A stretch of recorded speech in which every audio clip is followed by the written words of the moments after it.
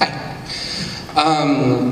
So there were some localization issues on these particular computers, so I was not able to successfully export the game. So I unfortunately have to run it through the engine itself. But my game is called Conundrum. My team Train Station is made up of me, Braden Monteith, and my buddy Dylan Whammer, who was unfortunately unable to make it today. He did all the art that you will see, and I did everything else. All music, all sound, all the programming, all of the levels, the text, everything is by me. So my game is a simple platformer based in a single room.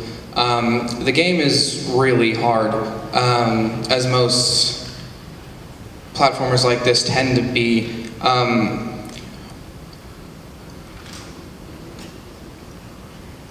And the engine just crashed. Wonderful. Try to relaunch it. Launch it again.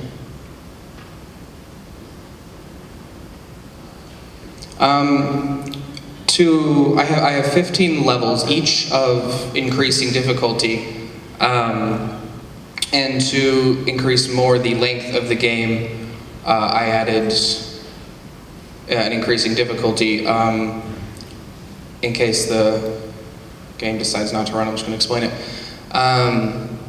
Throughout the first couple of levels, the first level is very simple. It is just press a button in a corner, which moves a laser over this door, and then you go through the door to go to the next level. The next level, it looks the exact same because it is the same room, but there's a slight difference. There are spikes along the bottom, and each level has its own hint, and the hint in the second level is, hey, spikes hurt.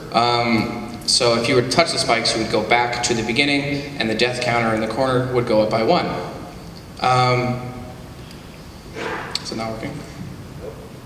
Hey, Chris, could you come over here? In the third level, the entire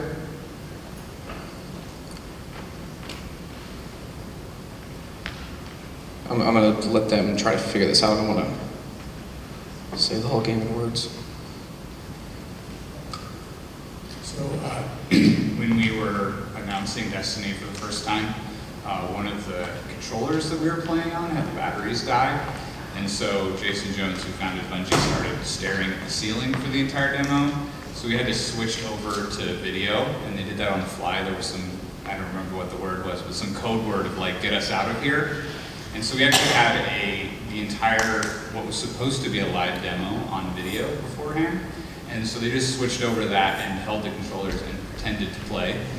But I think it speaks to demos fail a lot, and you're always in this really weird setting, and it's good to have a backup plan. But it's also really good to like go through your demo many times and be ready to present and know like all of the shortcomings. There have been plenty of demos that I've participated in or watched where there's very much just like, don't look in that direction because there's something over there that we can't show the audience.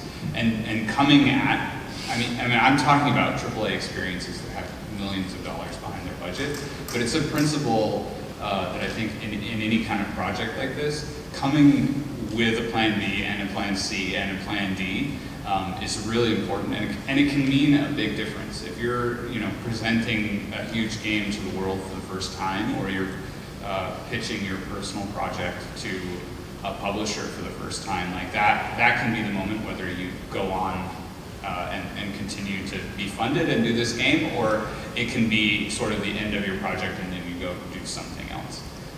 And like I said, this kind of thing happens to everybody, whether you are working for Activision and have billions of dollars, or whether you're a student in a high school competition. But one thing to learn from this is to have a backup plan. Know where you're going to go, and if it's even just video or screenshots, it can be really, it can save you from, whatever goes wrong, right?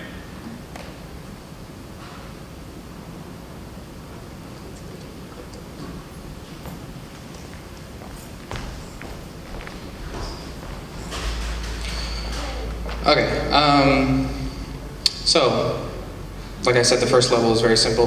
The second level is the exact same as the first, only there are spikes. Press the button, moves the laser, go to the door. The third level, everything is flipped upside down, and a lot of people have problems on that one jump right there, hence the hint, low ceiling, watch your head. In order to get past this, you have to lightly tap W to do a short hop over instead of holding it just like that. And then the fourth level is the exact same thing, but the camera has now been flipped upside down. So now you're walking on the ceiling.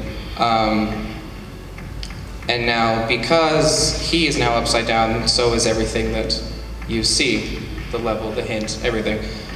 And the controls are reversed because everything is backwards.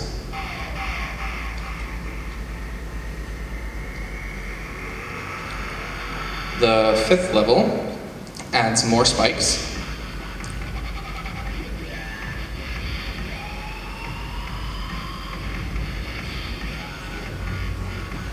And more death. Every time he were to die, the death counter goes up by 1.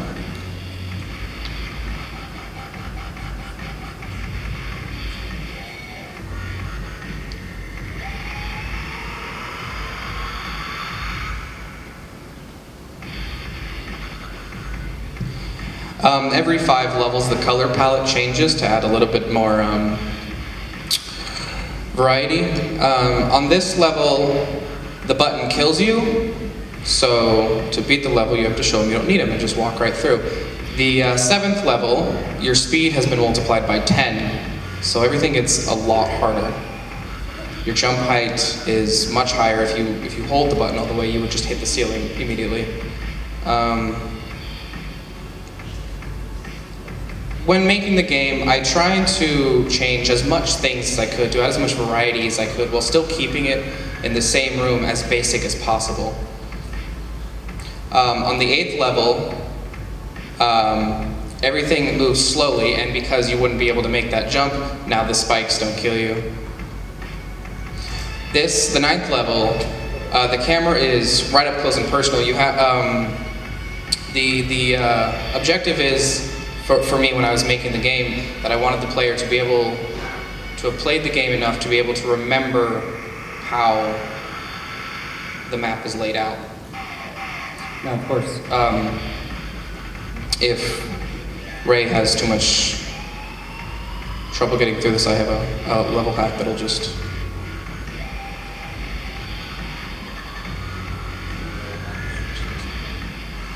Okay, so level 10, I added in moving spikes that switch every 2 seconds.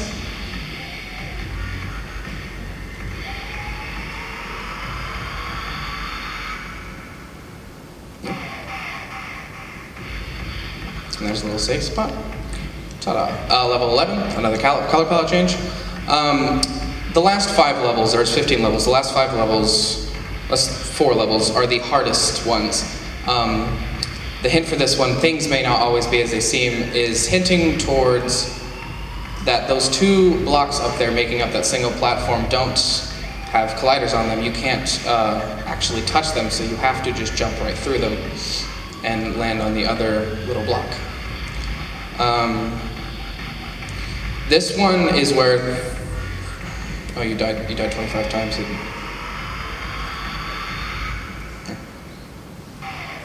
Yeah, you're supposed to. The game will eventually make you replay levels because they get so difficult and doesn't want you to go on until you're actually still good at the game. This level is where things get really difficult. There's a lot of invisible blocks, a lot of blocks you can't interact with.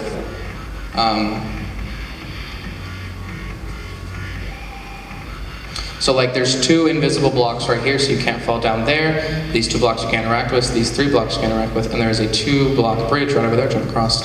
If you get a running start, you can jump across that little bridge above the spikes.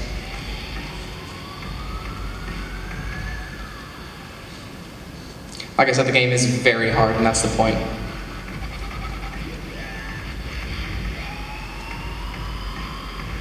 And and then there is a little wall you have to go around the button just to continue to mess with your head. And then after this is right here, is the hardest jump in the game. You have to go from this invisible block bridge and like do a sort of medium hop through around onto that point, going through this block, but being sure not to touch these spikes, this spikes, or these spikes. And oh, wonderful. Yeah, just and then skip level 13.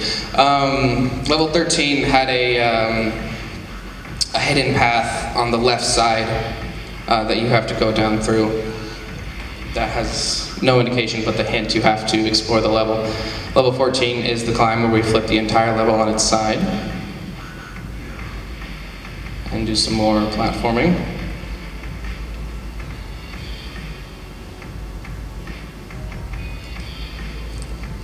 He's having a hard time figuring it out. Don't forget to press the button.